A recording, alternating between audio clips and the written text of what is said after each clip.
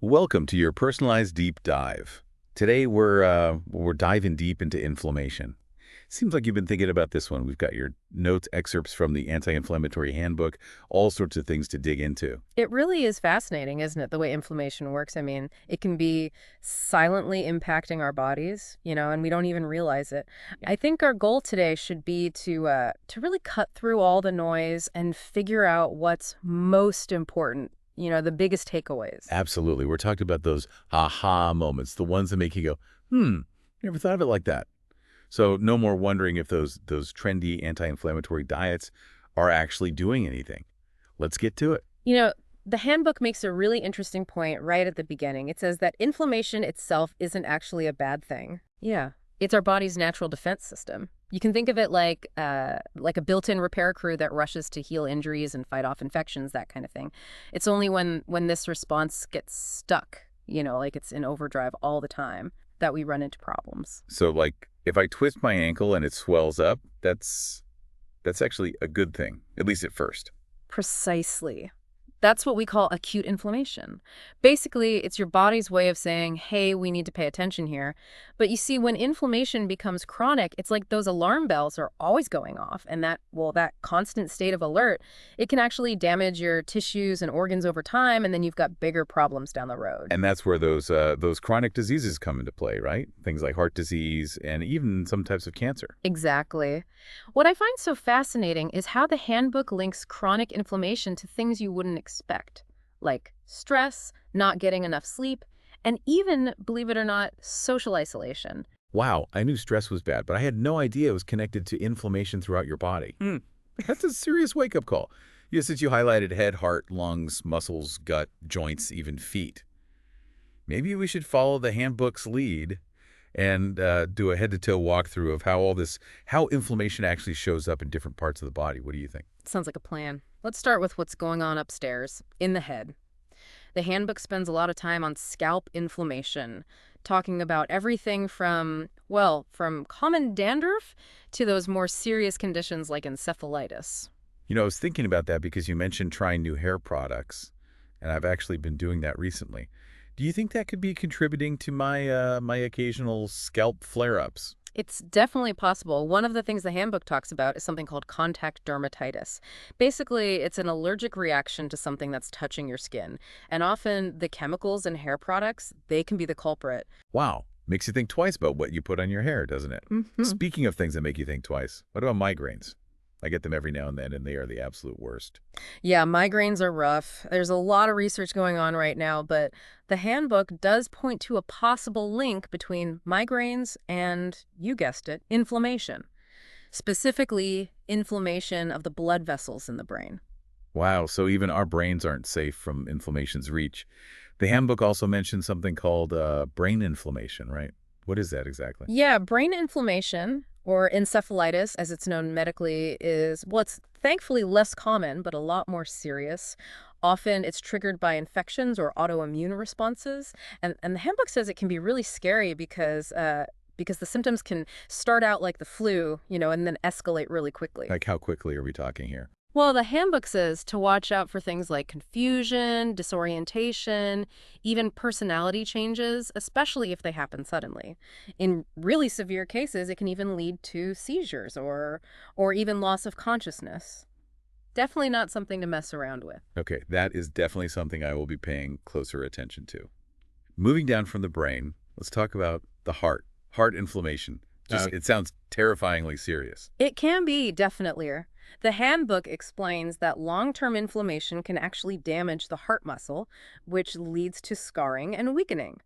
And that, of course, makes your heart work harder to pump blood, and it increases your risk of complications like heart failure. So what causes heart inflammation in the first place? Is it something you're just born with, or are there things that can trigger it? Well, actually, you highlighted a few of them in your notes. For instance, COVID-19, something I think we're all too familiar with, can actually trigger heart inflammation as a side effect. That's actually one of the reasons I was so concerned about getting vaccinated.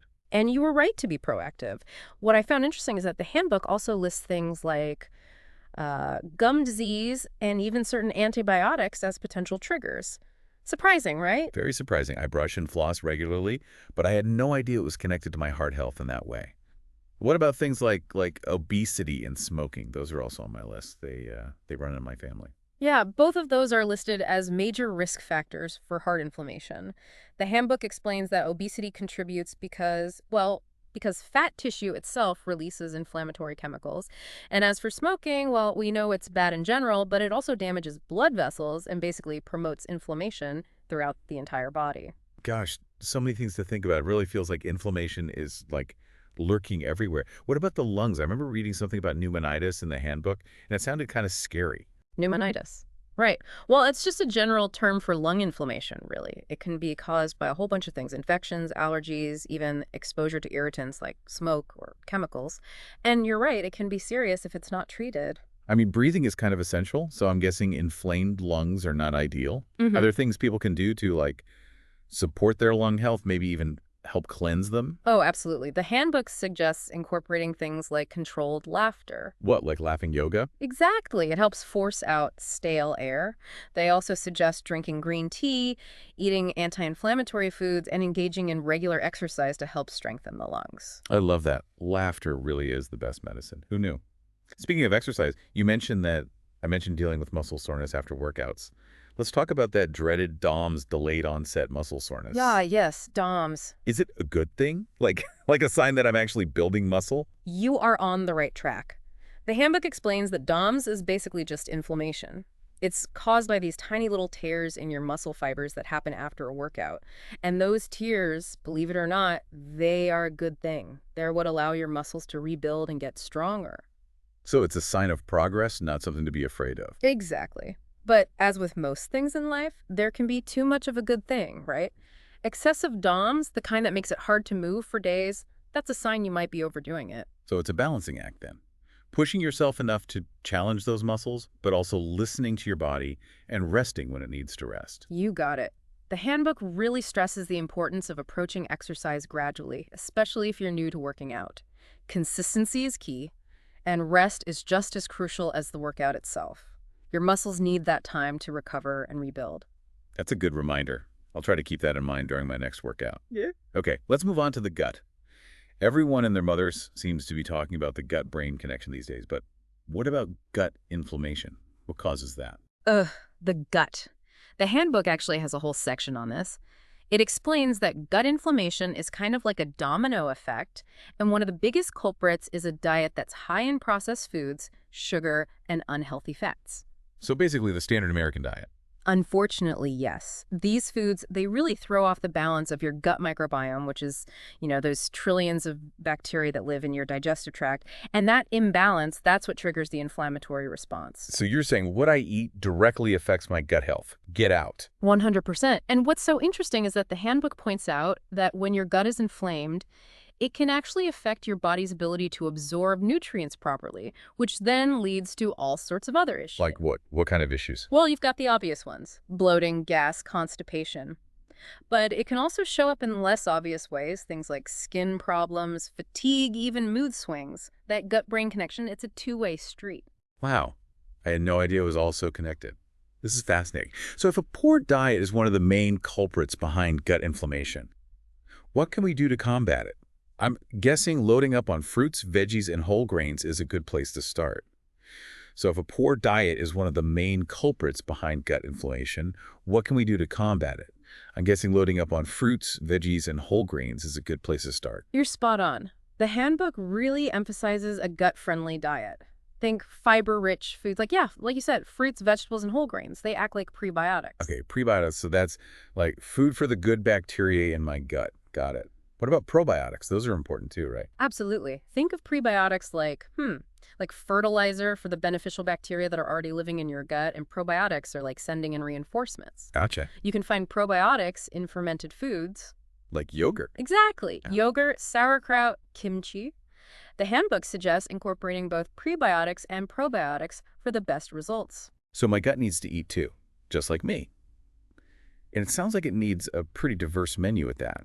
What about things to avoid? You mentioned processed foods, sugar, and red meat earlier. Right. Those are definitely on the minimized list, along with refined carbohydrates like white bread and pasta, sugary drinks, and anything with trans fats. Those can really disrupt the balance of your gut microbiome. It's amazing how something happening in our gut can have such a huge impact on the rest of our body. Mhm. What's next on our head-to-toe tour? Let's talk about those achy joints you mentioned. The handbook talks about osteoarthritis, which is a really common type of arthritis. It happens when the cartilage in your joints breaks down, leading to pain, stiffness, and limited mobility.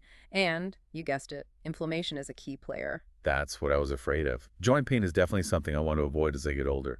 Is it just a normal part of aging, or can we do things to protect our joints and, keep inflammation at bay? The good news is that there's a lot we can do. One of the most important things the handbook stresses is maintaining a healthy weight. Excess weight puts a lot of stress on your joints, leading to more wear and tear and increased inflammation. Okay, weight management is crucial. Huh. Got it. What about exercise? I've always heard that it's important for joint health, but can you actually exercise with joint pain? You absolutely can, and you should. The handbook actually debunks the myth that exercise is bad for your joints.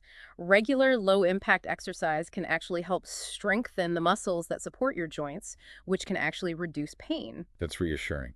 I was worried that any kind of exercise would make my joint pain worse. What kind of exercises are best? The handbook recommends low-impact activities like swimming, cycling, or yoga, which are gentle on the joints but still give you a great workout. I do love a good yoga session. Are there specific types of yoga that are better for joint health?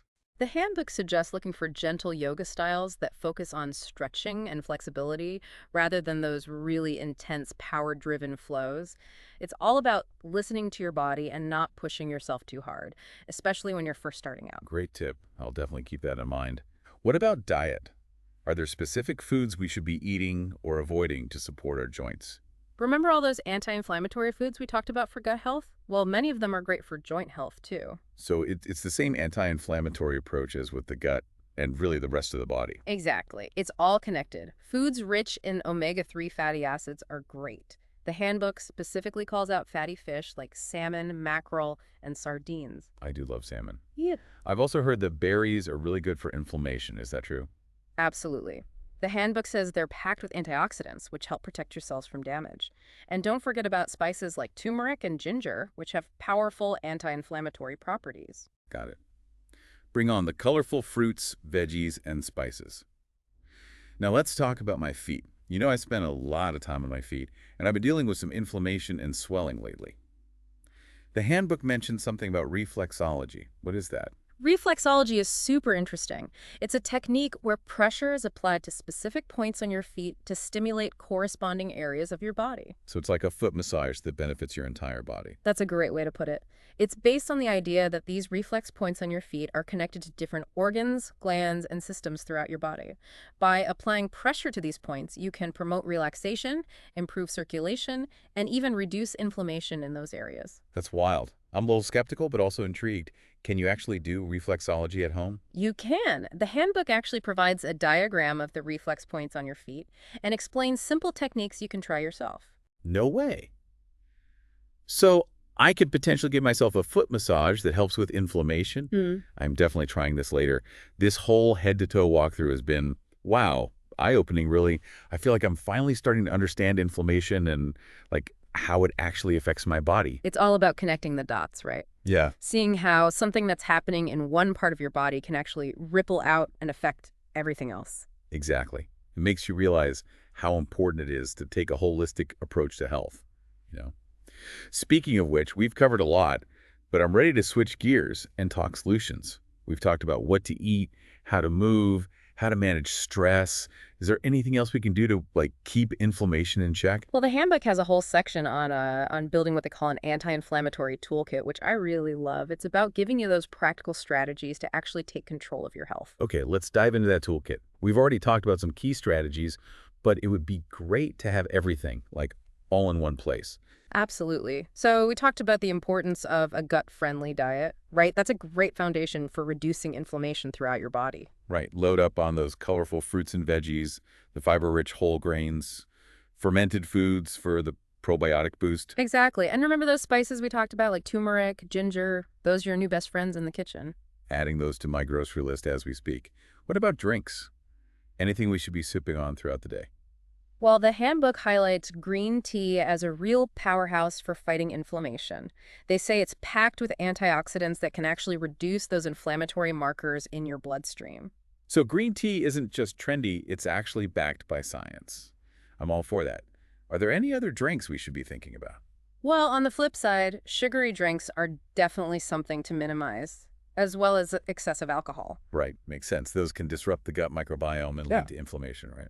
Exactly. And don't forget about good old-fashioned water. Staying hydrated is so crucial for flushing out toxins and, just supporting your body's natural detoxification processes. Right, water is life. Okay, so we talked diet. What about lifestyle changes? We touched on exercise, sleep, and stress management, but are there any other, simple tweaks we can make to our daily routines that can make a big difference? The handbook really emphasizes sleep, and they make the point that it's not just about quantity, but also quality. So what, 8 hours on a rock-hard bed with the lights on doesn't count? Not quite. They recommend creating a relaxing bedtime routine, dimming the lights an hour or two before bed, and making sure your bedroom is cool, dark, and quiet. It's amazing how much of this is just common sense. But we forget about these simple things with the hustle and bustle of everyday life. What about stress management? I know that I, for one, tend to hold my tension in my shoulders and my jaw, especially when I'm stressed. Oh, you're definitely not alone. The handbook suggests incorporating some stress-reducing techniques into your daily routine. Things like yoga, meditation, even deep breathing exercises, or just spending time in nature. They can all help calm your nervous system and reduce those cortisol levels. Cortisol is your body's stress hormone. Those all sound incredibly relaxing. Maybe I'll swap my evening scroll through social media for a calming meditation session. What about supplements? Are there any that can help with inflammation? The handbook does mention a few that have shown promise, like omega-3 fatty acids, curcumin, vitamin D, and zinc. So those trendy supplements you see everywhere, they actually do have some scientific backing. Some do, yeah. But it's crucial to remember that supplements aren't a magic bullet. They should always be used in conjunction with a healthy diet and lifestyle. And it's always, always best to consult with your doctor before starting any new supplement regimen. That's great advice. It's so easy to get, swept up in the latest health trends, but there's just no substitute for personalized advice from a healthcare professional. We've covered so much ground today, and I feel like I have a much better understanding of inflammation and, most importantly, how to manage it. Me too. It's been quite the journey, really. We went from understanding the different types of inflammation to exploring how it affects all the different parts of the body. And finally, we equipped ourselves with the tools to actually manage it through diet, lifestyle changes, even reflexology. I'm feeling empowered. What a great way to wrap up this deep dive. Any final thoughts for our listeners before we sign off? Just a reminder that the power to reduce inflammation and improve your health is really in your hands. Every small step you take, whether it's adding more anti-inflammatory foods to your diet, moving your body regularly, or finding healthy ways to manage stress, those can all make a big difference over time. Beautifully said. Thanks for joining us on this incredible deep dive into inflammation. Until next time, keep exploring, keep learning, and keep taking care of yourselves.